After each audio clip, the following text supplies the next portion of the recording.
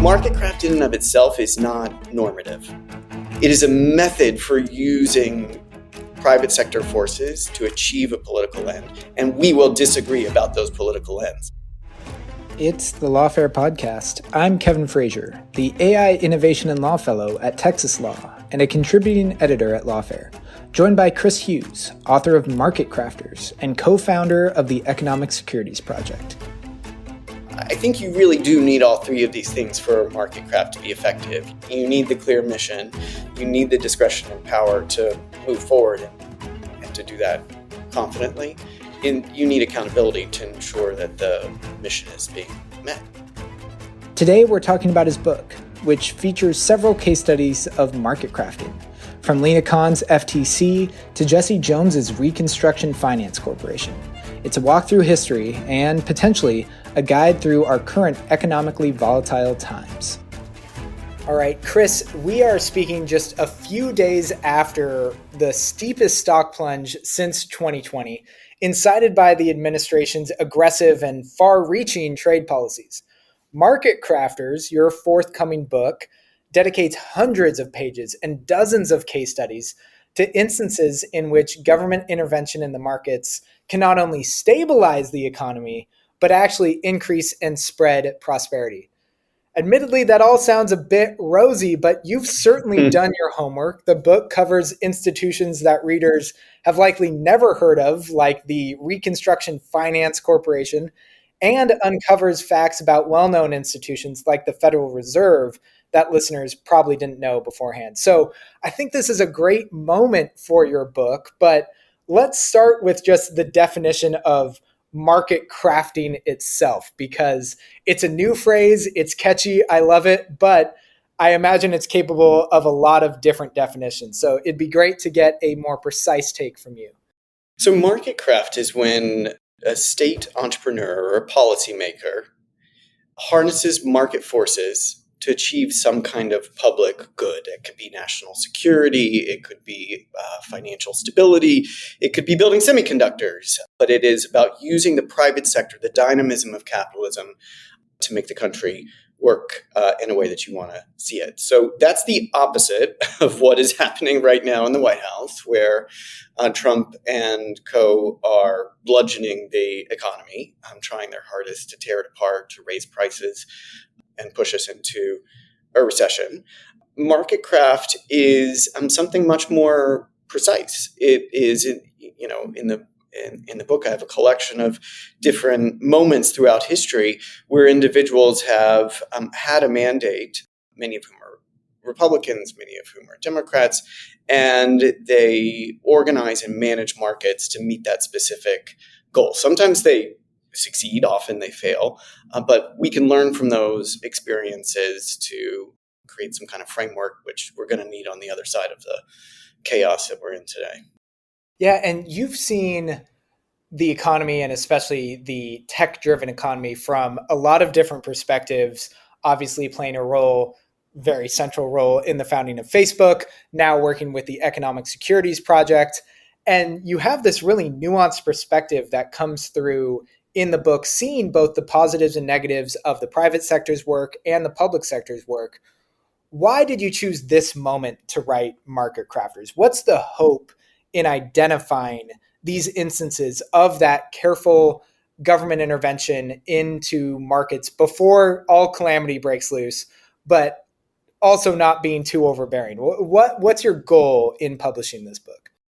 I think for a lot of books, at least for this one for me, they stem from an underlying frustration or anger. And this one was this dichotomy between markets over here and government over here that we seem to just be unable to get rid of. We are constantly talking about markets as if they are some natural phenomenon, and we use a language of intervening. Even like progressive folks will say, well, government needs to intervene in the market to do X, Y, or Z. That is conceptually wrong. That doesn't describe how markets work in the United States. And so instead, I often go to the metaphor of a vegetable garden. When I was growing up, my dad had a vegetable garden in the backyard. I didn't love working in it, but I spent a lot of time there, particularly on summer evenings. And I use that example because markets are organic forces that do turn through a logic that is part of them as institutions, but they also need to be cared for. They need to be cultivated, and that is a dynamic interaction between markets and government to make sure that they're working the way that we want them to work. And so it took me time to come to that outlook. And then once I did, you can look back at the past and see example after example of how institutions have been built to try to cultivate markets in a direction. You can start to see opportunities for how to do it successfully in the future. I'll give you one example. I start the book about 100 years ago in the midst of the Great Depression, and there's so many different parts of the New Deal that we could focus on. But the story that really landed the most with me was of this Texas entrepreneur named Jesse Jones. This guy grew up in Tennessee, moved to Texas, made millions of dollars at a relatively young age. He's an up-and-coming guy. He ends up in Washington running a national investment bank called the Reconstruction Finance Corporation. And this institution has a market crafting mandate that evolves over time. First, it's stability. Later, it's about housing. Later, it's about the war and aviation. But my point is like they weren't waiting to intervene in any particular market. They were creating institutions which said, hey, we need markets to be stable. And so we're going to engineer them to be that way. We need a housing market so that we can have jobs and cheap housing. We need planes to fight a war. That's not intervening. That's crafting.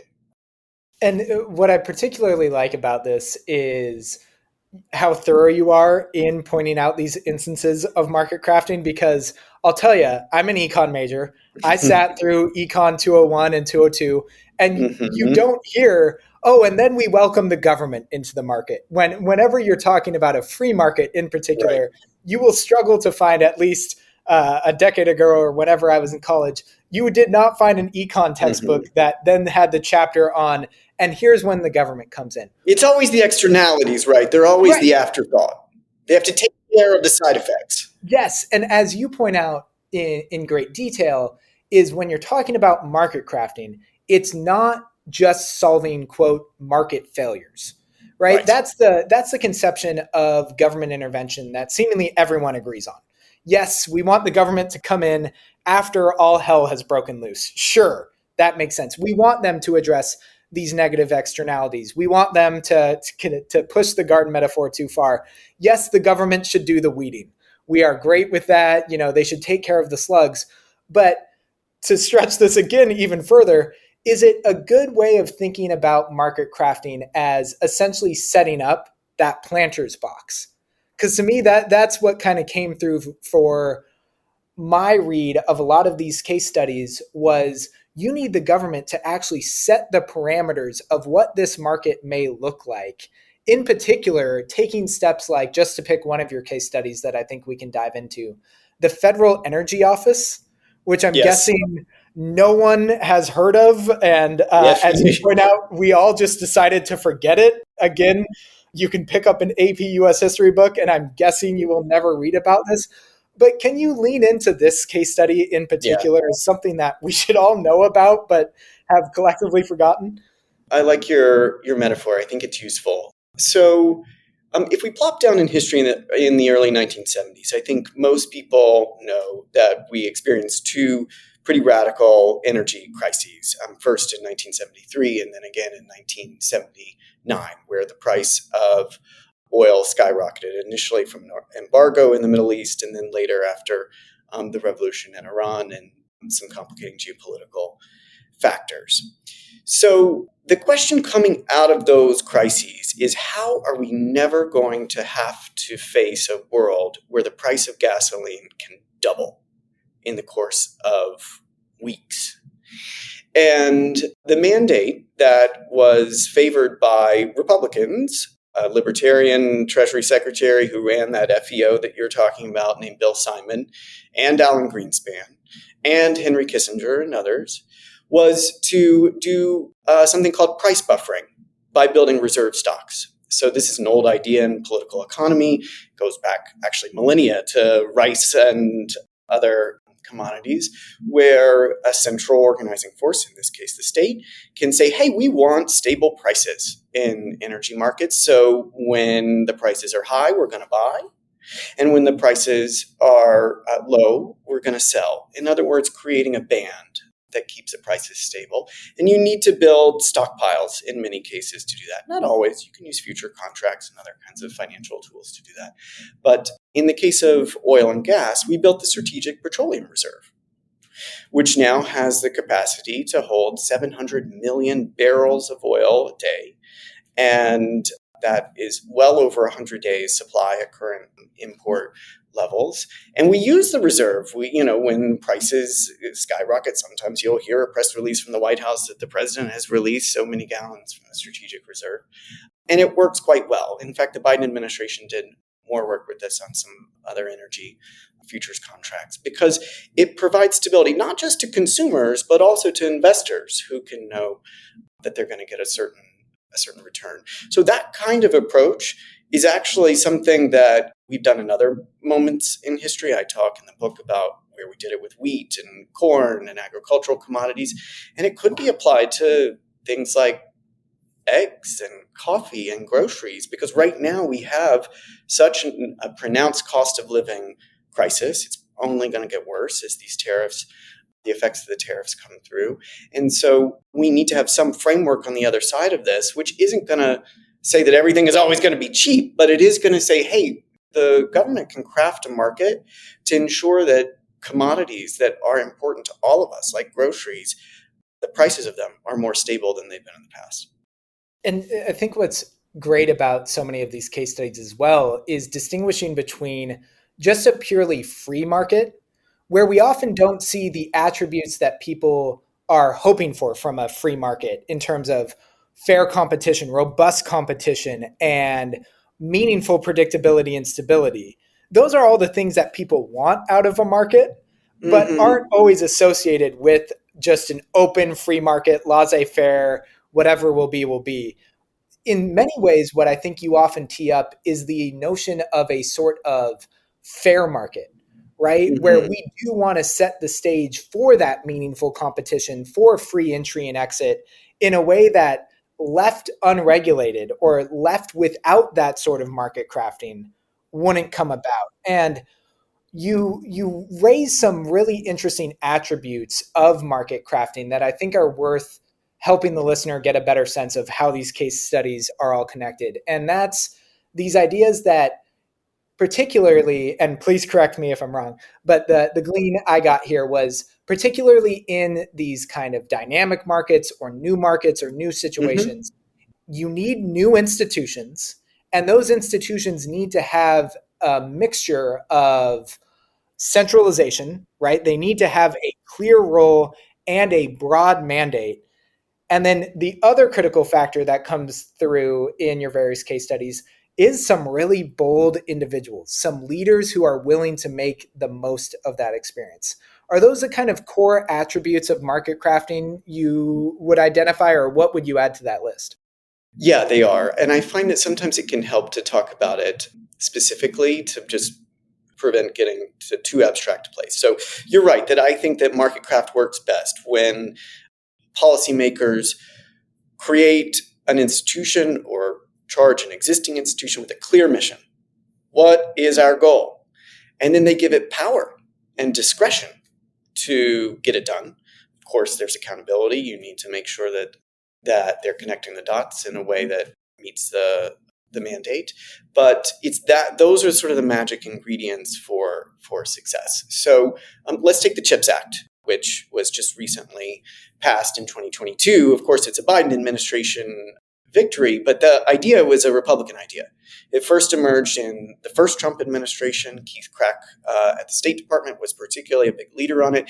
And for years, a lot of Republicans on the Hill had talked about how are we going to ensure that we have semiconductors made in the United States from a national security perspective. We cannot have them all on this island off the coast of China. That cannot be the only place where this happens. And we need to have some kind of what we would call an industrial policy to bring semiconductor production back to the United States from a national security perspective. So it's because of all of that groundwork on the right that had been laid that there was this opportunity for a bipartisan agreement in the Biden administration that Republicans and Democrats both supported to create a new institution inside the Commerce Department. Clear goal. Let's make semiconductors in the United States. They gave it $50 billion. And they even said, you know what, we're going to let the Commerce Secretary herself decide how to divvy that up. She decided to put $40 billion into public investment and roughly $10 billion into R&D. And then she hired a couple really talented people, Mike Schmidt and Todd Fisher, some from the public sector, some from the private sector, and said, bring semiconductor manufacturing back here to the United States. So now you fast forward a few years later, and all of 5 major global semiconductor firms are constructing plants or have plants already open. TSMC just announced another $100 billion investment. TSMC's facilities are making the cutting-edge chips that are in our iPhones here in the United States, in Arizona. And the $50 billion of public funds has attracted $300+ billion of private funds. And so there are issues here, which we can talk about in the CHIPS Act. It's not all, coming up roses, but directionally, this is what successful marketcraft can look like. And it does have those attributes of clear mission and an empowered institution with the discretion to attract smart experts and get it done. So now I've got to flip the tables on you and say, okay, clear mission, centralization of power, use of discretion, and bold leadership. You just described Doge, right? You just told me that we've got this institution with a broad mandate, but clear authority, or to some clear authority. Distinguish between market crafting in the context you're thinking about, how you ensure that degree of accountability versus market crafting just to pursue whatever political ends you may have. Because you do, in your case studies, point out some positive use cases of market crafting, and then instances, for example, in the Volcker shock, where institutions suddenly constrain themselves, rid themselves of discretion, and nakedly pursue certain ends without that sort of policy North Star. So whether you focus on Doge, whether you focus on Volcker, walk through what are the potential downsides of market crafting or the misapplication of market crafting. Yeah. So let's be really clear. Doge is not marketcraft. And why is it not? Because it is not trying to harness market forces to achieve a public good. Doge, at least, ostensibly claims to be making government more efficient. They're just really running through the administrative state willy-nilly, laying folks off and trying to dismantle as much of government as possible. So that's sort of what do we even categorize that as, a government reform initiative, something along those lines. But it's not about harnessing the private sector to help us achieve something in the common good. But there are some signs of that in the Trump administration. For instance, the crypto reserve fund that the president has talked about. The idea is that, potentially Treasury could buy crypto assets, pool them, and this would work as a way of legitimizing that market, of providing significant demand, and sort of bring it into the financial perimeter based on a belief that for the definition of the common good in that case is a crypto market that is robust. Now, obviously, I disagree with the ends, and I think that's an important point.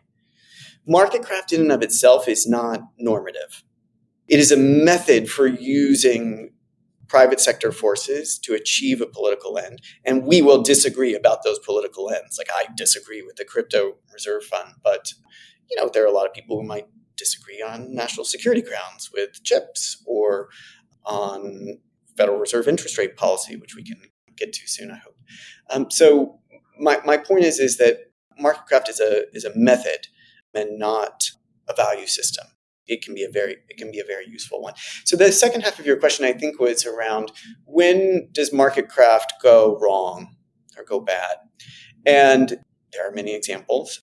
The one that I learned the most about in writing the book was about healthcare markets. in the 1960s, when the real allergy to creating any kind of coordinating institution at the federal level meant that we chose a structure for healthcare markets that is incredibly piecemeal and that enables private sector investors and actors to disproportionately profit from the market arrangement. So in the 1960s, when we created Medicare and Medicaid, we effectively agreed to a system that had no central coordinating force in the United States government. That was going to be a private-based system for insurance for working age folks that would not cover everyone. And even the public programs, even the Medicare and Medicaid at the time, didn't have caps or limits on reimbursement rates, which it took well over a decade to fix. So it was kludgy. It was they were trying to make healthcare accessible and keep market forces and yet have some government, but because they didn't have that coordinating institution with the power and discretion, we got the balkanization that began then and of course continues today. So marketcraft can often go wrong, and we have to, I think, be clear-eyed about that if we're going to do it well in the future. Something that's telling about a number of your case studies as well is you track specific individuals who assumed leadership roles of these either nascent or relatively young institutions and gave them a more clear mandate and made use of their discretion in question. And so what I'd love to get a sense of is looking at folks like Bob Noyce, looking at folks like Brian Deese, looking at folks like Lena Khan. I think you categorize them frequently as either outsiders or young guns, for lack of a better phrase. Obviously, Bob Noyce may be the exception. How important is it for market crafting when it works well? How important is it to have that sort of visionary, fresh perspective of how the government can help shape that market? Because a lot of the issues that seem to demand market crafting seemingly are the result of path dependence, of the government just operating the way it's operated and not asking a bigger question of what are we missing here about this market? Yeah. I think that the most successful market crafters have a vision for how they want to use market forces for a public good. So, the three folks that you mentioned, I think very much all go in the success category in my view. So let's take someone that I think people don't know quite as much about. So Bob Noyce was, at least these days they don't. Bob Noyce was the founder, he was the inventor of the transistor and fundamental building block of the semiconductor, and then later the founder of Intel. Massively successful guy. Made millions of dollars, built an empire, was called the mayor of Silicon Valley. He was everywhere. And he was also an avowed libertarian. He really didn't like government. He'd grown up in Iowa and had briefly come to the East Coast to do some PhD work, to do his PhD at MIT, and then was in Philadelphia before he moved to California in the early days of Silicon Valley. And he thought that government really just needed to get out of the way. Now, it didn't bother him that government was like the primary buyer of the semiconductors that he was helping build at Fairchild and later at Intel early on, but that was his approach. Now, in the 1980s, the semiconductor industry in the United States came under intense pressure from Japan. In that period, just as there's like this generalized concern about China these days in economic competition, Japan was the thing that everyone was worried about. And in the semiconductor, for good reason, Intel lost money for the first time, and the share of semiconductors that the United States was producing was declining. So Noyce, this avowed libertarian, shows up in Washington and says, wait a second, we need to craft this market to hold off on Japanese imports and imports from foreign governments, and to ensure that we as a industry are actually on the cutting edge of semiconductor production. And so he works with the Reagan administration, with a lot of Republicans, to pursue an industrial policy to retake the lead in semiconductor manufacture. They do a few things with export controls from Japan. And then importantly, they invest about $1 billion in something called Symatech. That's a new institution that has a clear mandate. It gets set up in Austin. The mandate is bring us back to the global leader of semiconductor production. They can't find anybody to run it, so Noyce ends up running it. They do a lot of work coordinating the supply chain for semiconductor production, in addition to several other methods of public investment that move the industry forward. And Noyce dies in a few years later, somewhat suddenly, but right after his death, the United States retakes the lead. And so he has a clear vision. And by the end, by the way, he agrees that we need an industrial policy, and he believes that we need a market craft. And he says, that I was wrong. And so it's a clear example of when someone has that kind of vision, they can organize folks in government and achieve a goal that was certainly good for, let's be clear, it was good for Noyce and good for the industry. But the Defense Department and everyone in Washington believed it was very good for the United States from a security perspective. So it was a overall success. And I want to come back to Symatech in a second, but first, for folks who haven't yet picked up a copy, surely they will. But you distinguish in the book between industrial policy and market crafting. Can you outline the difference here? How can we think about the two of those? Industrial policy is a big example of how we do market craft. I prefer talking about market craft because it's more encompassing.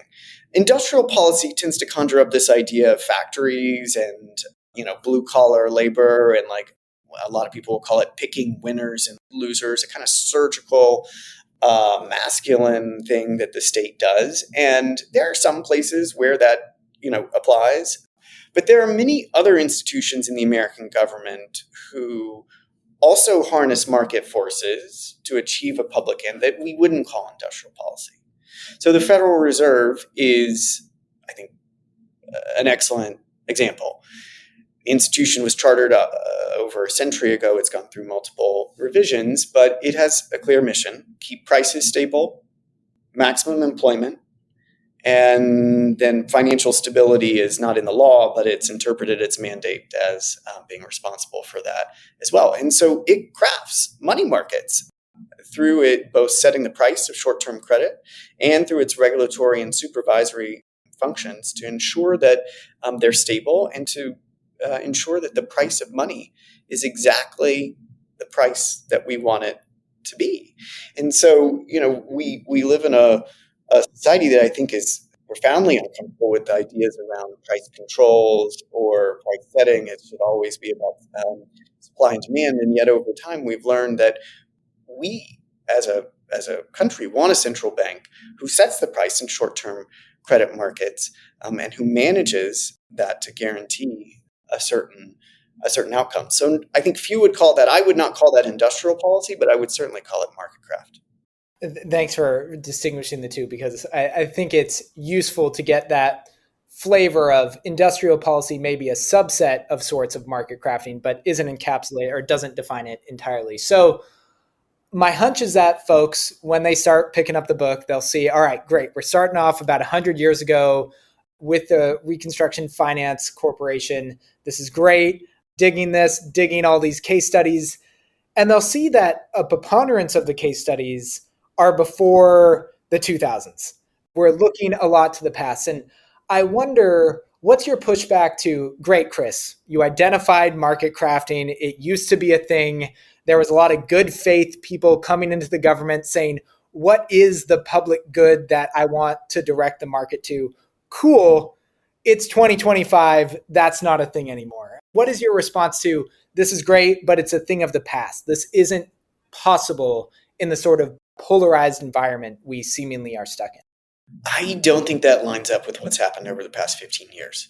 So I think starting with the great financial crisis and then leading into the climate crisis, the rise of China, and the pandemic, the narrative that markets are self-regulating and just work on their own has faded, both amongst voters and Americans. You can see that in public polling research and amongst policymakers. on the left and the right. Okay. So I think, the initial Trump administration with its tariff policies and trade policies in particular began to steer in a direction that was more statist in orientation.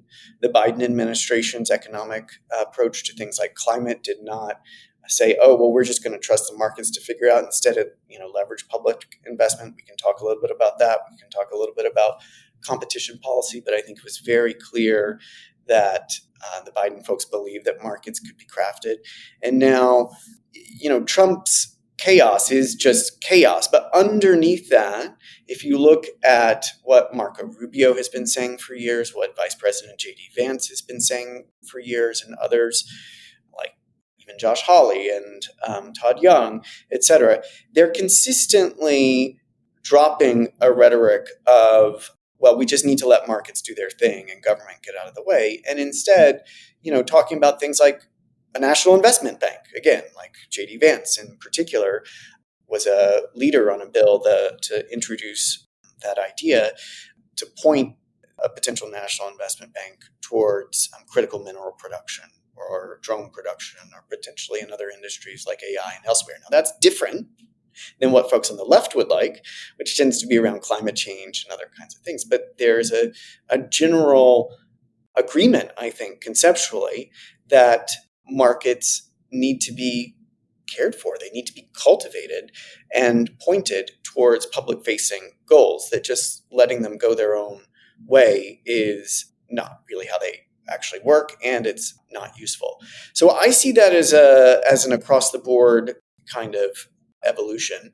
But I think that the crispest examples of how that's actually working did happen in the Biden administration with the IRA, with chips, and with the competition policy that Lina Khan led at the Federal Trade Commission. And so that's why I spent so much time. The book, as you mentioned, does spend a lot of time in the past, but the final third of the book is very much in the present, tracing the kind of genealogy, the ideological growth of the return of Marketcraft, which I think we're seeing right now. And one other devil's advocate argument that I'll throw out there is, you identify a lot of folks like Jesse Jones, like in some people's opinion, Lina Khan, who come into the government, take positions of incredible authority, but according to their opponents, certainly lack accountability. How do you weigh that notion of Jesse Jones, for example, with the RFC, was one of the most powerful folks to ever show up on the Hill. When he went to the Hill, given the centrality of the RFC and its role in starting a lot of projects, you mentioned that congressmen would just flock to him. And he was kind of a man about town that everyone wanted to have an audience with Jesse Jones. Certain people, I'm sure, would say that Lina Khan had too much authority and not enough accountability to the general public. How do you weigh that tension of accountability and dynamic market crafting? I think the institutions of accountability that we have are Congress, the courts, the media, and then most powerfully, public opinion in the long term. And so I think Lina Khan's FTC actually serves as a very good example of an institution that was charged with a mission to ensure that markets are open, fair, and competitive.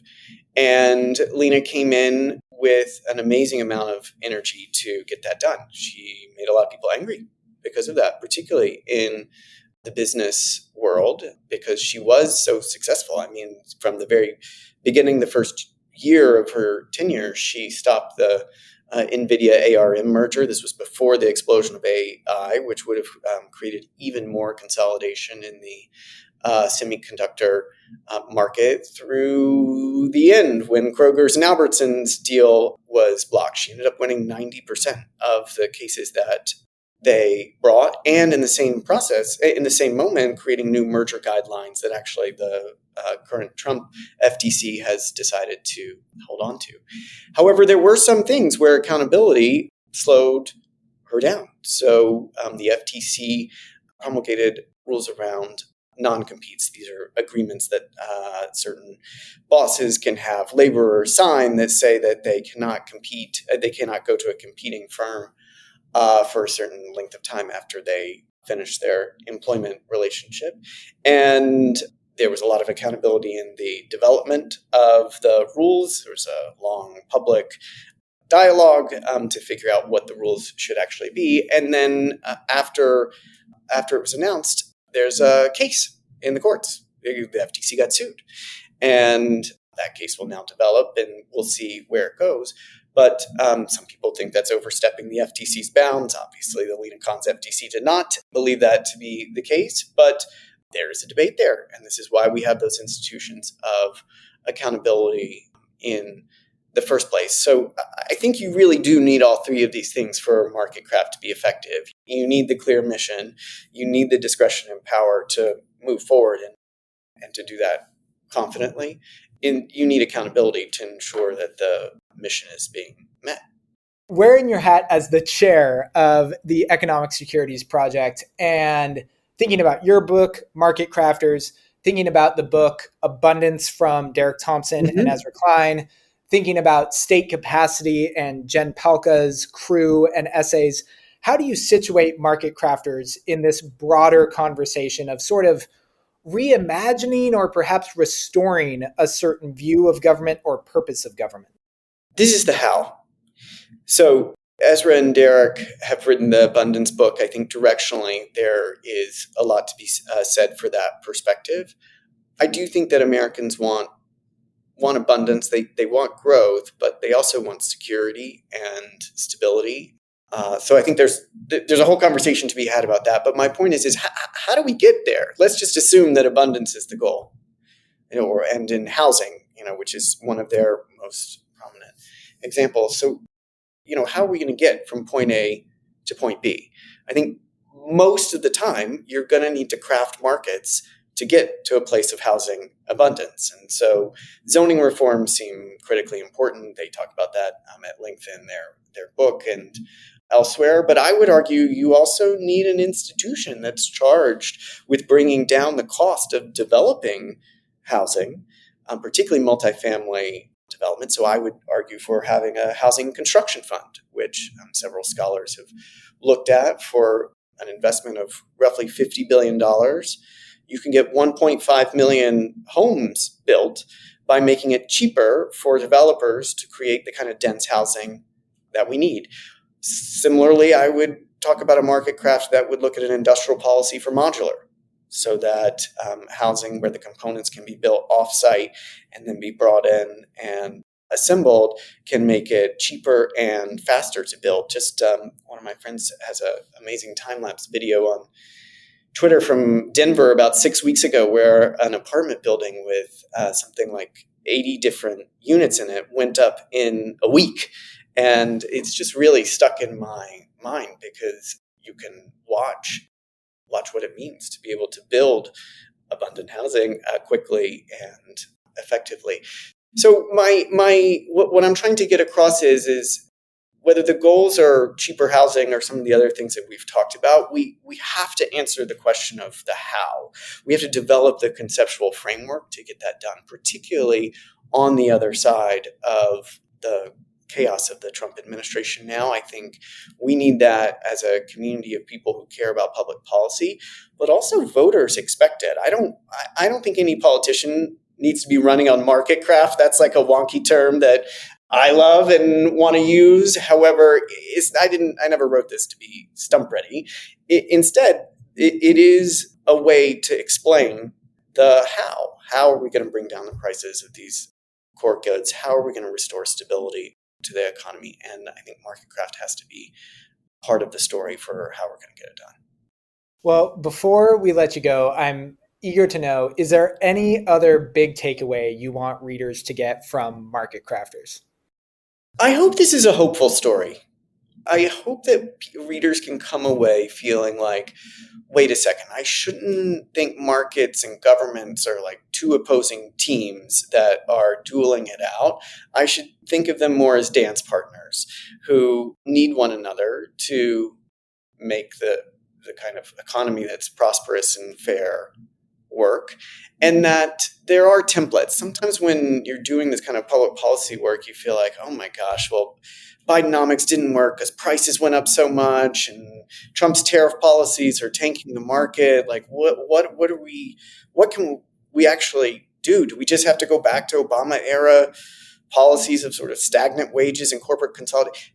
No, there's an opportunity here. There's work to be done to figure out how to do it, but we can learn from the people who've come before to develop market crafting agendas to make the country better. So I think that's, at least for me, in a period where there are so many headlines that are depressing and difficult, I hope that is a hopeful message that people can take away.